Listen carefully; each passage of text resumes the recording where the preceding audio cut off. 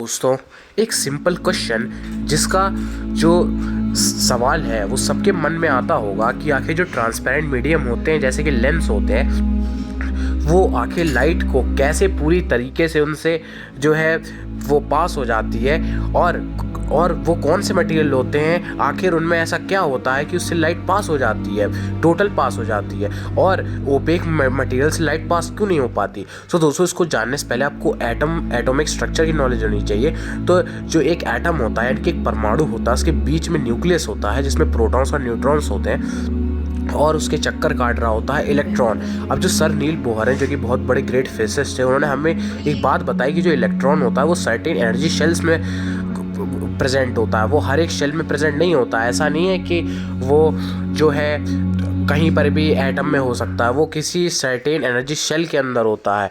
और यहीं पर जो है इसका हमें जवाब मिलता है, और वो भी ये है कि अगर हमें किसी भी इलेक्ट्रॉन को जो कि एक एनर्जी शेल में है, अगर हमें उसे दूसरे शेल में ले जाना है तो हमें उसे कुछ ना कुछ एनर्जी ट्रांसफ़र करनी होगी।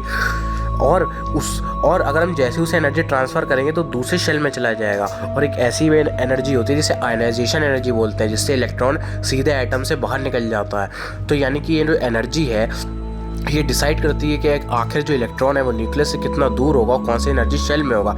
अब लकीली जो फोटॉन्स जो होते हैं उनकी जो एनर्जी का फॉर्मूला होता है E=h म्यू, हो जाए h प्लैंक्स कांस्टेंट, और म्यू फ्रीक्वेंसी होती है फोटोन, और जो म्यू होता है वो होता है फ्रीक्वेंसी ऑफ फोटोन। अब दोस्तों, यहाँ पर क्या होता है कि अभी मैंने जो बताया कि जो इलेक्ट्रॉन होता है वो भी एक एनर्जी शेल में होता है। अगर आपको उसे हाई एनर्जी शेल में ले जाना तो आपको कुछ ना कुछ एनर्जी देनी पड़ेगी उसे।